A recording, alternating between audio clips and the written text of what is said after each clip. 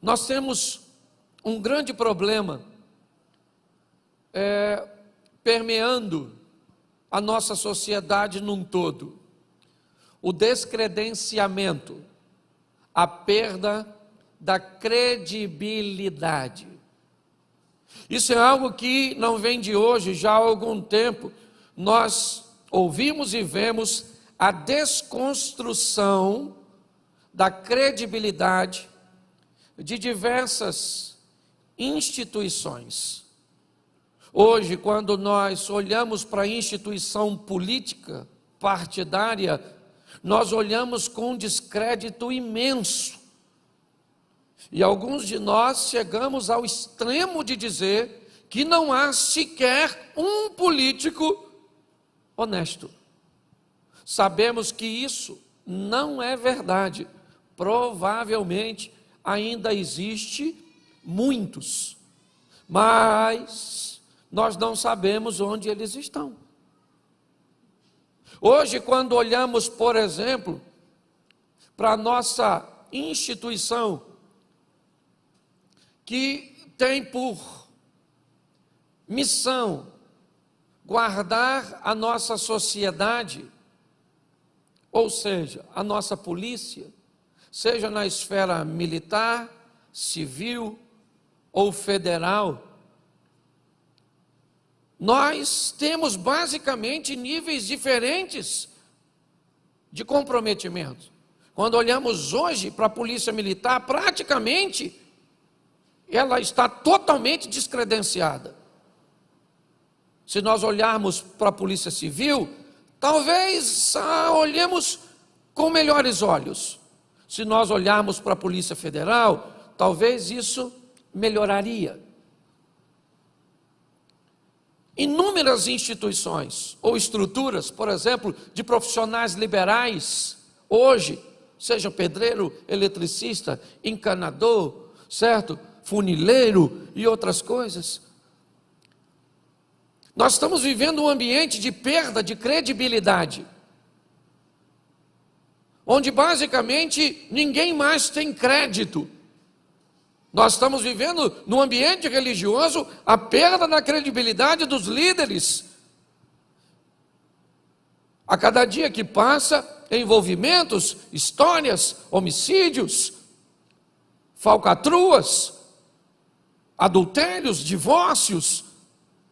E existe um propósito: descredenciar. E quando isso é feito num ambiente religioso, ainda é mais prejudicial.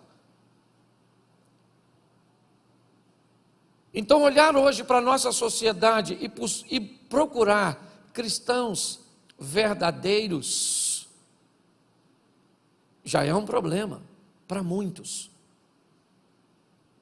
Muitos opositores à fé que professamos utilizam o comportamento de cristãos ou de crentes para justificar a sua distância da igreja, do ambiente religioso.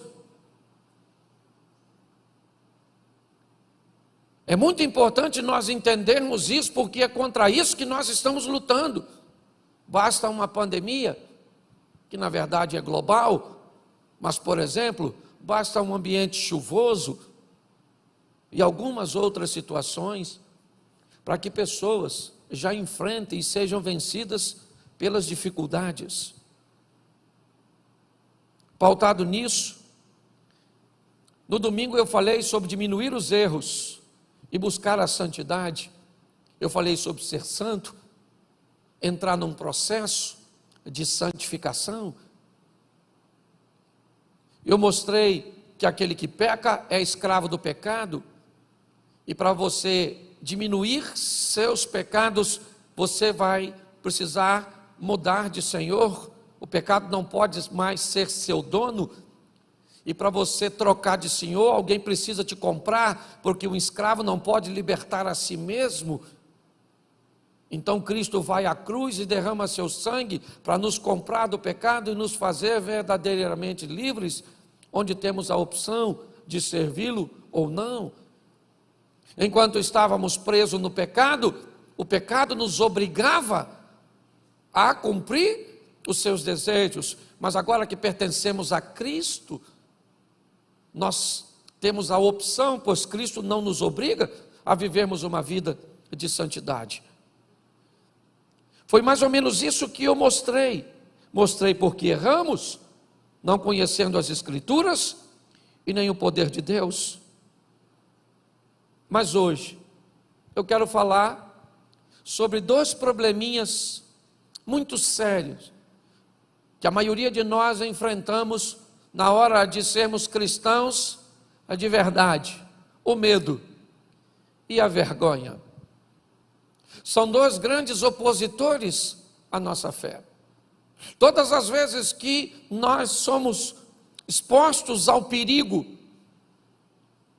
todas as vezes que temos a sensação que podemos perder alguma coisa, que se expressarmos a nossa opinião num ambiente corporativo, onde nós vamos expor a nossa fé, podemos perder o emprego, podemos perder a possibilidade de ascensão, de crescimento,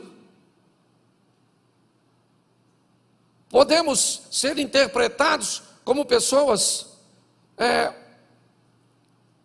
que não sabem viver de forma coletiva, em alguns ambientes, mas não no nosso país, ainda até mesmo a possibilidade de perder a sua própria vida. Eu tenho vídeo no meu celular de duas mulheres indo com seus filhos, crianças que não tinham mais de 3 ou 4 anos, escoltadas por homens armados, e eles matam a mulher e as crianças a tiro. Se você tem coragem de ver, depois eu posso recuperar o vídeo para te mostrar. É que eu não posso passar no telão. Mas para dizer a você que em muitas situações o medo é algo muito real para muitas pessoas. Chegou ao Brasil agora um missionário que nós ajudamos, e ele provavelmente ainda vai passar aqui antes do final do ano, antes do ano virar, e vai mostrar um pouco do que tem acontecido, do que tem visto. E às vezes, expor a sua opinião numa sala de aula pode fazer com que você seja perseguido por um professor. Então, o medo, muitas vezes, de expor um posicionamento cristão verdadeiro, ainda é um dos grandes desafios. Nós temos em alguns outros ambientes a vergonha, para não ser feito motivo de chacota, para que não façam brincadeirinhas, para que não te exponha. Muitas vezes você opta a não dizer na escola, a não dizer no meio dos seus amigos, a esconder de algumas pessoas porque você se envergonha. É um grande desafio. O ambiente que nós estamos vivendo é cada vez mais desafiador. Por muitas vezes nós nos sentimos como Elias, e é só isso que eu quero conversar com vocês em poucos minutos, mas eu preciso ler 3 versículos narrados por um dos maiores profetas do Velho Testamento. Um homem extremamente corajoso, um homem que viveu coisas extraordinárias ao lado de Deus. Mas eu preciso que você leia, coloque para mim, primeiro livro dos Reis, capítulo 18, verso 22. Capítulo 18, verso 22, primeiro livro dos Reis. Então disse Elias ao povo: só eu fiquei por profeta do Senhor, e os profetas de Baal são 450 homens. Capítulo 19, verso 10. E ele disse: tenho sido muito zeloso pelo Senhor, Deus dos exércitos, porque os filhos de Israel deixaram o teu concerto, derribaram os teus altares e mataram os profetas à espada. E eu fiquei só, e buscam a minha vida para me tirarem. ainda no capítulo 19, no verso 14. E ele disse: eu tenho sido extremamente zeloso pelo Senhor Deus dos exércitos, porque os filhos de Israel deixaram o teu concerto, derrubaram os teus altares e mataram os teus profetas à espada. Só eu fiquei e buscam minha vida para me atirarem. Feche seus olhos neste momento. Senhor nosso Deus e Pai, em nome de Jesus, queremos continuar ouvindo a tua voz. E fala conosco, Senhor, que teu Espírito tenha liberdade de agir, que todo medo, ó Pai, porque o verdadeiro amor lança fora todo medo, que toda vergonha, que tudo aquilo que não provém de Ti, ó Pai, saia do nosso coração, e que a coragem, que a segurança que vem das Tuas mãos poderosas, tomem a nossa vida, tome o nosso posicionamento, em o nome de Jesus. Amém. Glória a Deus. Amém? Isso. Para você entender o que está acontecendo, ainda no capítulo 19, no verso 18, olha só o que Deus vai falar. Também eu fiz ficar em Israel 7.000, todos os joelhos que não se dobraram a Baal, e toda a boca que não o beijou. Preste atenção, porque o que está acontecendo com esse profeta não é muito diferente do que acontece conosco, do que nós sentimos em muitos momentos da nossa caminhada cristã, nos diversos lugares que compõem o nosso estilo de vida social.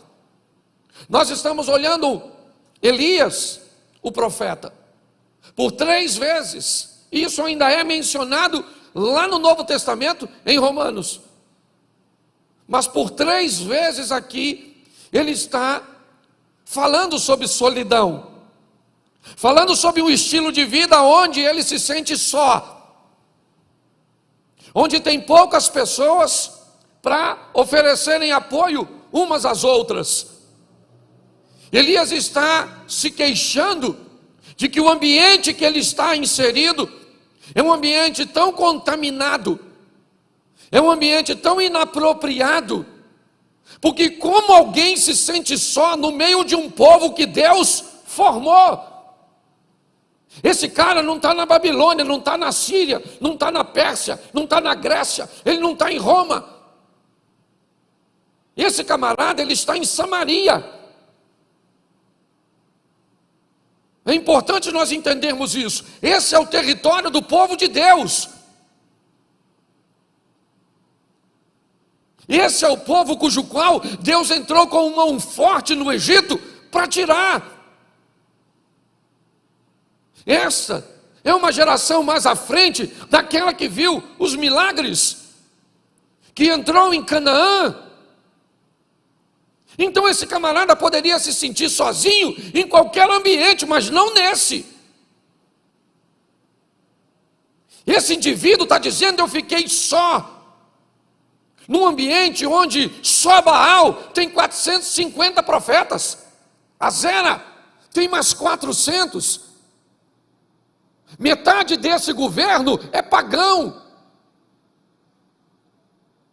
O rei Acabe é casado com Jezabel, filha de Etbaal, rei dos Sidônios.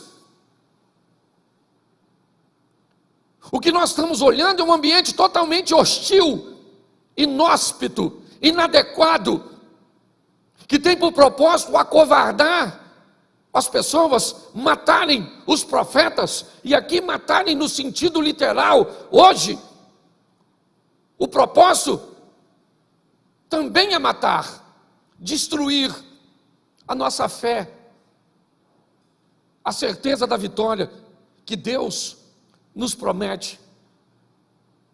O que eu quero expor para vocês hoje é que ser um cristão de verdade nunca foi fácil para ninguém, e não vai ser para mim e para você que as coisas vão facilitarem, ou vão serem facilitadas. Nós vamos precisar de postura e de posicionamentos, porque muitas vezes você vai olhar para a sua casa e vai se sentir sozinho. Por muitas vezes você vai olhar na sua família e você vai se sentir só. No seu casamento, você lutando sozinha. Pelos seus filhos, você luta sozinha. Por sua vida profissional, você luta sozinha. Você está recheado de pessoas, rodeado de pessoas, perto de você, mas que não estão comprometidas com o mesmo propósito.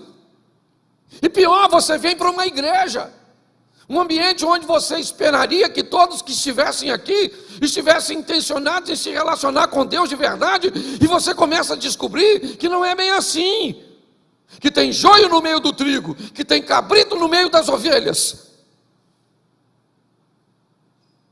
porque não é fácil. Mas nós precisamos pegar exemplos,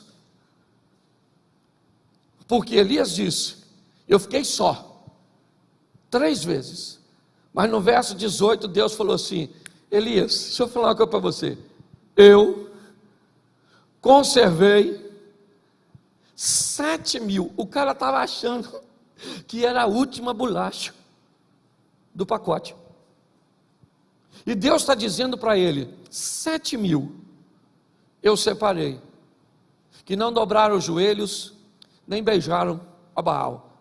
Eu quero te dar uma notícia: por mais difícil que seja, e por mais solitário que pareça, você não está sozinho. Tem muita gente que está levando Deus a sério. Tem muita gente que ainda está na igreja levando Deus a sério. O que você precisa é ser, em todos os ambientes onde estiver, um pouco mais criterioso e seletivo, para observar um pouco mais de perto as pessoas. Porque se você não fizer assim, inevitavelmente, já você vai descredenciar a igreja. É você que vai tirar a credencial da igreja. Por isso que muitas pessoas hoje optam por ser cristãs dentro da sua própria casa. Eu não preciso estar na igreja. Mas por que, cara? Se a igreja é um ambiente tão legal, mas não foi legal para mim. Minhas experiências foram ruins. Então eu preciso mostrar a você rapidinho histórias facílimas, exemplos simples, fáceis de entender. Eu não vou nem mais mexer no texto ou nos textos para ganharmos tempo, mas preste atenção. A terra está corrompida, o comportamento das pessoas são totalmente contrário aos princípios de Deus.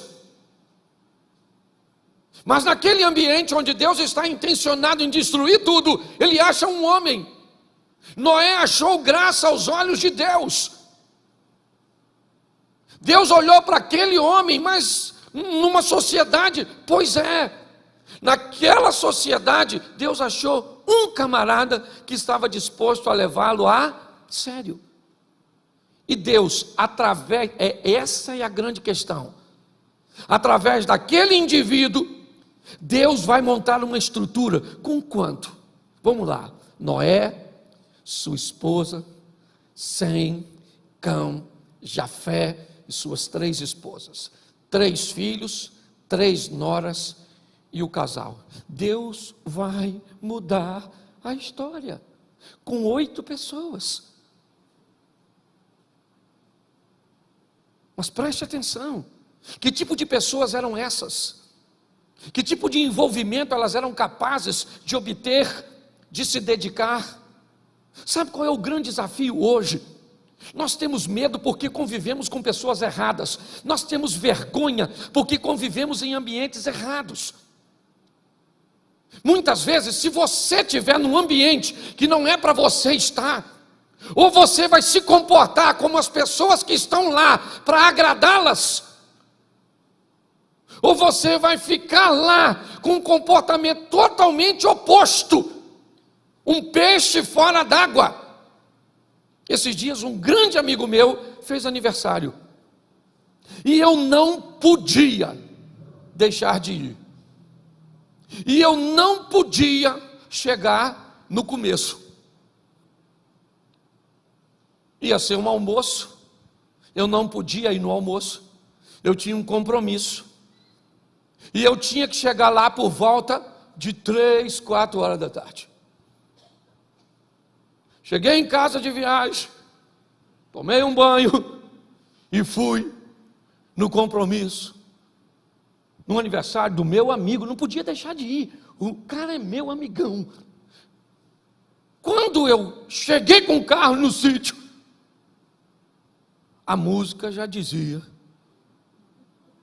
mais ou menos o que estava acontecendo no ambiente. A música já falava para mim: Cláudio, o que é que tu está fazendo aqui? Eu falei, e eu respondi para mim mesmo: eu vim dar um abraço no meu amigo. Menino, eu cheguei. Ó, até o cachorro estava bêbado. A mulher bêbada, os homens bêbados, tudo bêbado, tudo bêbado. Eu olhei e perguntei de novo para mim: Cláudio,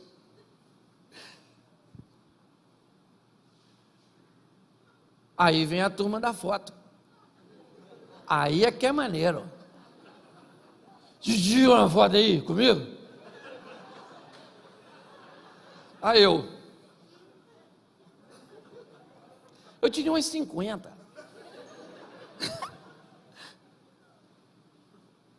Pelo menos uns 3 desses 50 jogou cerveja em mim. Entendeu? Aí tinha umas donas meio bagunçadas, olhando para mim esquisito.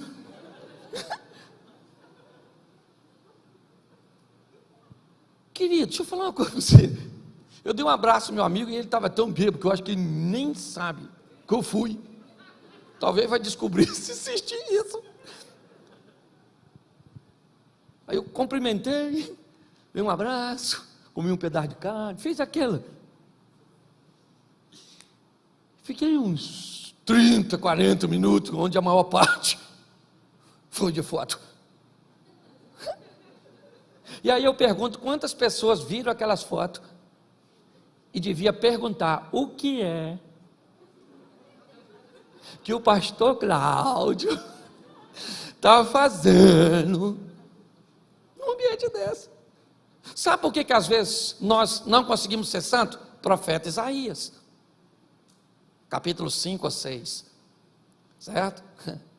No ano em que morreu o rei Uzias, eu vi o Senhor assentado sobre um alto e sublime trono. A orla do seu manto enchia todo o templo. Os serafins estavam acima dele, e cada um deles tinha 6 asas, com 2 cobriu o seu rosto, com 2 cobriu os seus pés, e com 2 voavam e clamavam: Santo, Santo, Santo é o Senhor dos exércitos, toda a terra está cheia da sua glória. Então os umbrais das portas se estremeceram com a voz do que clamava, e a casa se encheu de fumaça, e disse eu: ai de mim, que sou um homem de lábios impuros. Por quê? Porque habito no meio de um povo de impuros lábios. Ele disse: eu me tornei alguém de lábios impuros, porque comecei a conviver com gente que não deveria conviver. Mas às vezes para sermos agradáveis, sim, às vezes para sermos politicamente corretos. Esses dias um cara falou assim: pastor, vou falar uma coisa para o senhor, já falei isso aqui. Ó, pastor, vai ter uma festa lá em casa, e eu tenho um montão de parente assim, ó, que não é cristão, pastor, até gosta muito do senhor. E aí, pastor, se não tiver uma manguaça, eles não vão. Entendeu? São gente boa, mas bebe. E eu estou querendo assim fazer uma festa. E olha só, pastor, eu queria que o senhor me autorizasse. Até 11 horas, ninguém bebe nada.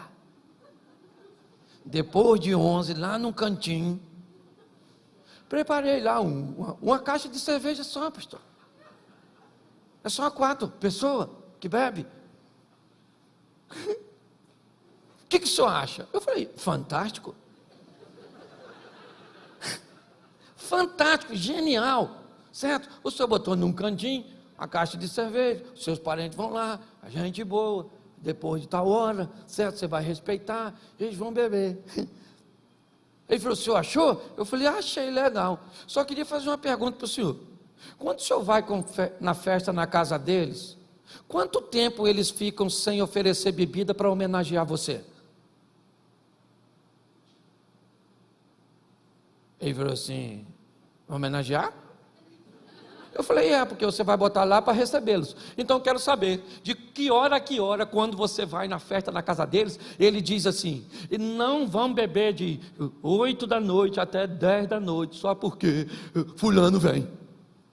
Ele olhou para mim e falou assim, ô pastor, ele me homenageia nada não? Eu quero é que dane-se. Eu não vou botar nada, nunca me homenagearam, por que eu vou homenagear esse? Se quiser ir, vai. Se não quiser, acabei com a festa. Sabe o que falta muitas vezes em nós? Nós temos medo de nos posicionar. Querido, você está se posicionando a favor de quem? Da palavra de Deus. Você está entendendo? Quem vai garantir esse negócio é Deus. Você só tem que entender que não vai ter muita gente. É pouca gente. Pare de querer ser ovacionado por uma multidão, porque não vai rolar, querido. O mundo jaz no maligno, entendeu? Então, se você vai agir certo, não espere bandeiras. Não. O negócio que vem é perseguição, então é pouca gente. Presta atenção. Olha como é que as coisas funcionam. A Síria invade Israel e pega uma garota. Quantas garotas? Uma! Não podia levar uma menina? Uma. E leva para a casa de Naamã. E na casa de Naamã a menina está sozinha. Sozinha. Não tinha amiguinha para orar com ela, não tinha ninguém para ler a Torá com ela, não tinha. Lá era pagão. Era Rimon, você está entendendo? Que governava. Ela trabalhava naquela casa, e naquela casa, sozinha,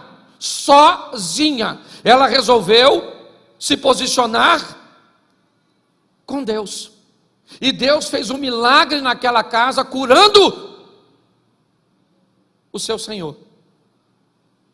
Mas ela estava sozinha. Quantos de nós reclamamos? Estamos sozinhos no trabalho, lá não sei o que, e lá é aquilo, não sei o que, minha chefe é a bruxa, o meu chefe é chefe do não sei.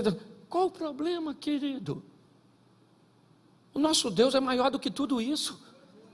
Só está precisando de um posicionamento nosso, porque onde nós chegamos com Deus, o negócio toma um vulto de fé. É assim que funciona.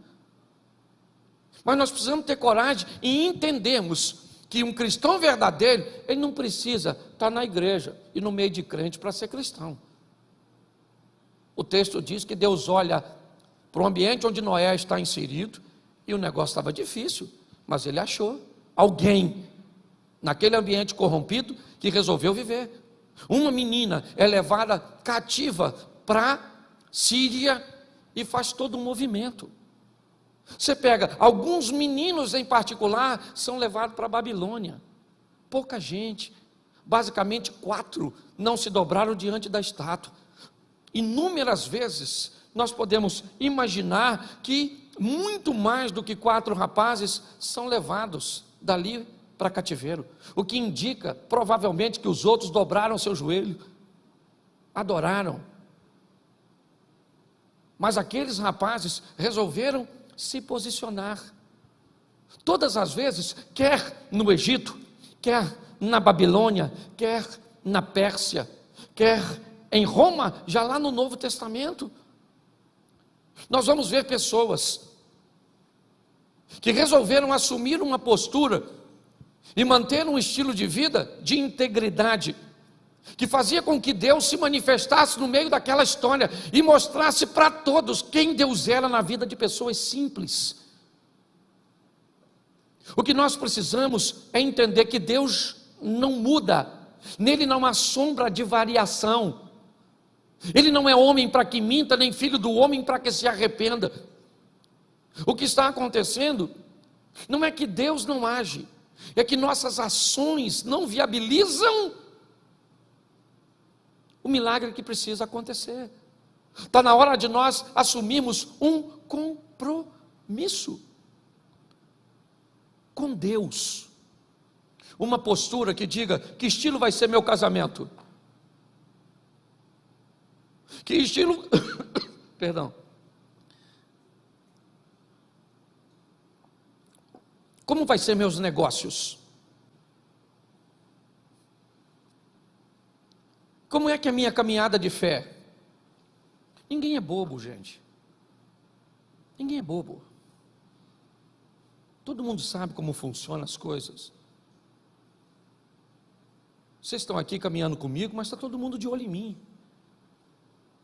Nas pessoas que sobem aqui. Muitas vezes eu sofro pelo mau comportamento de pessoas que sobem aqui, mas que não tratam bem suas esposas, que vivem debaixo de uma hipocrisia, de que não pagam os outros, e que não vive assim, não vive assim, e pessoas que caminham conosco, porque está todo mundo de olho na gente. E se você pensa que envergonhar a igreja é o pior, não, é envergonhar o Senhor. Está na hora de nós sermos crentes de verdade, de nos posicionarmos para mudar a história da nossa nação, para mudar a história da igreja. Nós estamos precisando viver isso. Ah, pastor, mas é um ambiente desafiador, com poucas pessoas? Sim. Isso é uma grande verdade, mas é possível. E o que isso pode fazer na minha e na sua vida? Criar um ambiente extraordinário de milagres, de resultados extraordinários. Eu não tenho nenhum problema com pessoas que vêm em busca de soluções materiais para a sua vida. Não, nosso Deus é misericordioso, Ele é dono do ouro e da prata, Ele abre portas onde portas não existem, Ele abre janelas dos céus, Ele é um Deus provedor, é o Jirê, Ele é o Rafá, Ele cura, é o Deus de paz, e tudo isso é verdade. Mas a minha pergunta, a pergunta que tem permeado a minha mente é: se Jó, que era um cara igual a mim, que é igual a mim, ninguém vai dizer que Jó era melhor que eu. Não tem essa, irmão. Entendeu? Ninguém. Se você acha que Abraão tinha alguma coisa melhor que você está enganado. Se você acha que Elias, que Moisés, que Pedro, que Paulo, não, era gente igual a gente, igualzinho, não tinha nada de diferente. E por que é que essas pessoas viveram tudo isso? Por que é? Por causa do estilo de vida que resolveram viver com Deus. É só isso. Sabe qual é o grande desafio? É que nós lemos um livro e temos inúmeras experiências alheias neste livro, mas quando chega o momento de transportar essa história para a minha casa, para os meus negócios, para a minha igreja, para a minha vida, para o controle emocional que eu preciso ter, aí parece que tem algum problema, porque parece que isso é uma história é uma ficção, é uma brincadeirinha que eu venho para a igreja para ouvir essas historinhas, e que são muito agradáveis quando fala sobre derrubar gigante, sobre fornalhas, sobre vitórias, sobre campeões, mas a maior batalha que nós temos é contra o pecado. A maior batalha que nós temos é para alcançar a santidade. Aí você olha para um adolescente, não tem força. Você olha para um jovem, não tem força. Ou é medo, ou é vergonha. Aí você olha para um casal, ou é medo, ou é vergonha. Aí você olha para alguém na faculdade, ou é medo, ou é vergonha. Vai numa festa, é medo ou é vergonha. Vai fazer um negócio, sempre as pessoas estão acuadas.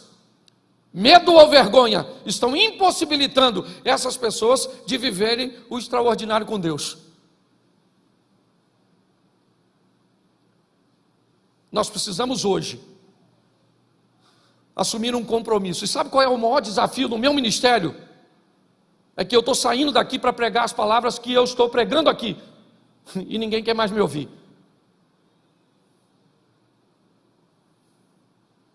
Eu tenho provado isso em alguns lugares por onde tenho passado. Foi só eu parar de ser engraçadinho, de contar uma historinha engraçada, e eu já virei um cara chato. E eu falei isso com Deus. Falei, Senhor, pô, estou a fim de botar o povo para cima, contar uma historinha, e não está rolando mais. Você sabe por quê? Porque nós estamos em última hora. Jesus está voltando.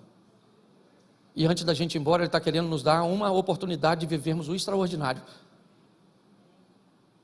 Você tem que sair daqui, querido, para pegar seu casamento e botar ele assim. Mas pensa naquele casamento que sua mulher vai olhar para você e vai falar assim: caraca, maluco, menino, o que foi? Você nasceu de novo? Que homem é você? Que isso? Vou botar até mais 3 alianças? É seu marido olhar para a senhora e dizer: pastor, Jesus está voltando mesmo. A mulher está cara, parou de brigar. A mulher está doce, que eu estou até estranhando, pastor. Não sei se é eu que vou morrer ou ela. Olhar para seus filhos e dizer: gente, que menino inteligente, obediente, limpinho. Que menino educado, bem mandado. Que sogra é essa, Jesus? Onde estava essa mulher que eu não vi? Que mulher extraordinária, isso tinha que ser minha mãe. Não era a mãe da minha mulher. Pensa. As pessoas olharem seu patrão, seu chefe, e dizer que quem é você? De onde você veio, rapaz? Chegando no horário, proativo, alta produtividade. Mas sabe o que acontece? A gente chega, a pessoa olha e diz assim: aí ó, chegou. Seu pai chegou, menino. A paz acabou.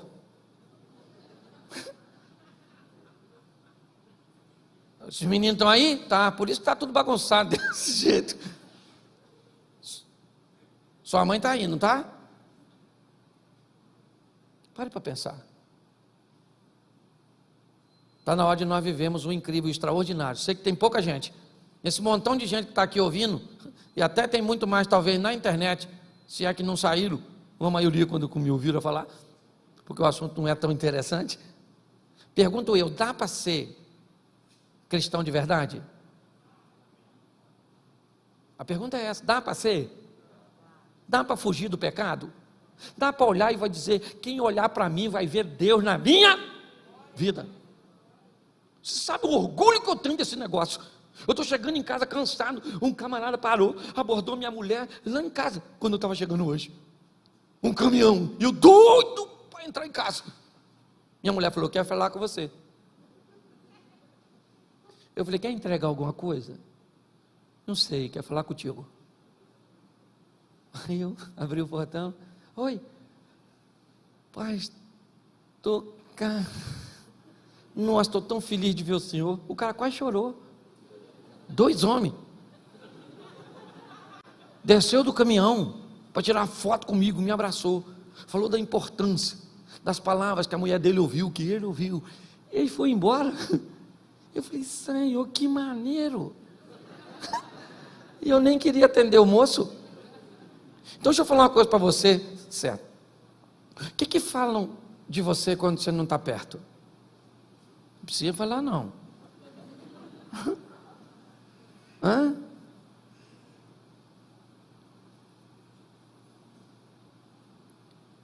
Eu acho que nós precisamos nos posicionar. Cristãos de verdade, cristãos verdadeiros, eles têm medo, sim ou não? Sim ou não? Claro que tem. Eles têm vergonha? Sim ou não? Sim. Mas eles têm que vencer o medo e mostrar quem é Deus. É isso que nós vamos ter. Tem hora que tem que ter medo. Esté está lá diante de um problemão, e ela está com medo, porque a vida dela está em jogo se ela aparece perante o rei não recebê-la com um cetro, ela pode morrer. Ela está amedrontada, mas é o povo de Deus que está em risco, mas ela tem medo mesmo assim. Então seu tio a encoraja e diz: quem sabe não foi para este momento que Deus colocou você onde você está. Ela então se posicionou e o milagre aconteceu. Deus está esperando só você entrar dentro daquela casa sua, no meio daqueles amigos seus, e dizer: se continuar mandando essas fotinhas no grupo, eu saio. Não vou sair. Porque onde eu vou arrumar outro amigo? No inferno. Lá tem. Entendeu? Assim de amigo. Não vou, acabou. Esse tipo de negócio não vou fazer. Mas eu tenho que fazer, porque se eu não fizer, eu não vou fazer, querido. É contrário aos meus princípios, é contrário aos meus valores. Mas se eu não fizer, eu vou levar prejuízo, eu posso acontecer isso, acontecer aquilo. Bom, se você vai viver com Deus e acha que para agradar a homens você vai ter portas abertas, porque Deus não é capaz de abrir portas que homens fecham, você não sabe quem é Deus. Se você não é capaz de entender que uma mudança sua, obedecendo a Deus, pode pegar o coração do teu filho, do teu marido, pode pegar aquela enfermidade que tem matado tanta gente e fazer com que o milagre aconteça dentro da sua casa, você não sabe quem é Deus. Está na hora de tomarmos a responsabilidade e mostrar para essas pessoas, porque a mídia e essa estrutura estão tentando descredenciar a igreja, estão querendo difamar, e muitas vezes, infelizmente, até com histórias bem verdadeiras. Mas nós precisamos de um posicionamento. É isso. Onde? Na Babilônia, e não na igreja. Ser crente na igreja é moleza. Difícil é ser crente lá, no batalhão, campeão, lá no meio das polícias. Difícil é ser crente lá no seu ambiente de trabalho, lá na faculdade, lá na aula de filosofia, lá onde você estuda. O desafio é exatamente esse, porque aqui é mole. Quero ver pegar você, isola você e coloca você como colocou a menina, na casa de um leproso, num ambiente totalmente hostil, e lá naquele ambiente a menina resolveu viver com Deus, e o milagre aconteceu. E eu tenho o hábito de dizer isso: a lepra daquele cara não pegou naquela garota, mas a fé daquela garota pegou naquele cara e mudou a vida dele. É isso que nós... Agora não, se nós negociarmos, todo mundo vai saber, porque o diabo manda fazer, mas não guarda segredo. Todo mundo vai saber. Talvez você não vai ficar sabendo que todo mundo sabe, porque o propósito dele é te envergonhar. Por que o diabo faz todo mundo saber que você é de um jeito, mas ele permite que você não tenha noção do que as pessoas sabem a seu respeito? Porque se você descobrir que todo mundo já descobriu que você é uma fraude, que você é fake, você corre o risco de mudar. E é isso que ele não quer. Por isso que grande parte das pessoas fala quem somos, não para nós, mas para os outros. A igreja precisa não de mais pregadores. A itinerância está acabando. Pregadores itinerantes. Eu não sei se você lembra, mas alguns anos atrás você passava na Washington Luiz, na Avenida Brasil, e era outdoor espalhado por todos os lados com congressos, expondo 4, 5, 10, 15 preletores. Hoje a gente passa e não tem mais. Sabe por quê? Eu te falo. Homens que saem do púlpito e vão beber cachaça e uísque. Homens que saem do púlpito e vão para prostíbulos. Homens que só sobem no púlpito se receber ofertas astronômicas. Homens que sobem em púlpito e tratam as pessoas que o recebem de qualquer maneira. Homens que sobem para dizer coisas que eles não vivem. Fala de dinheiro, mas não oferta nem dizima. Homens que vão fazer turnês pelo Brasil afora de 20, 30 dias e deixam suas esposas.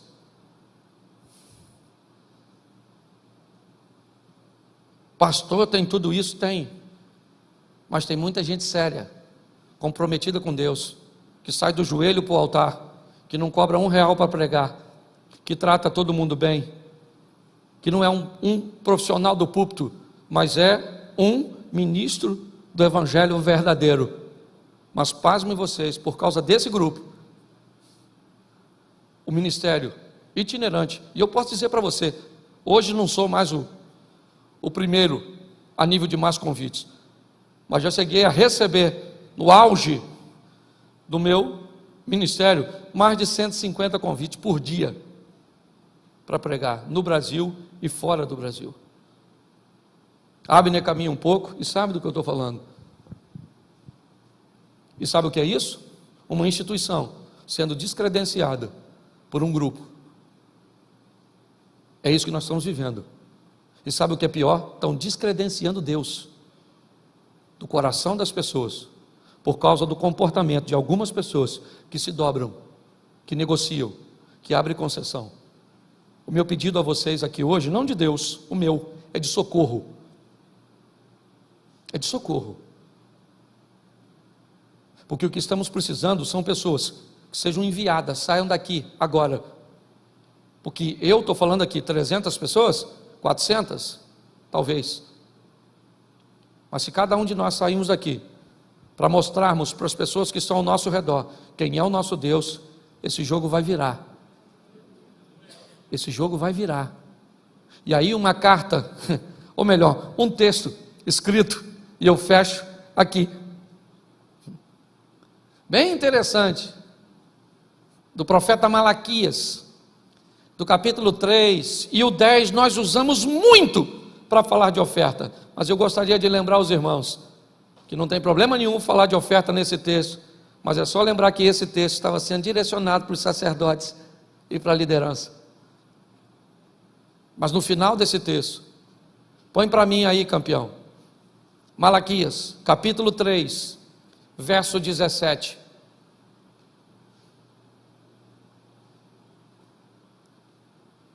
E eles serão meus, diz o Senhor dos exércitos, naquele dia que farei, eles serão meus, diz o Senhor dos exércitos, naquele dia que farei, serão para mim particular tesouro, poupa-lo-eis como um homem poupa o seu, ou o seu filho que o, verso seguinte, então, vereis outra vez a diferença entre o justo e o ímpio, entre o que serve a Deus e o que não serve.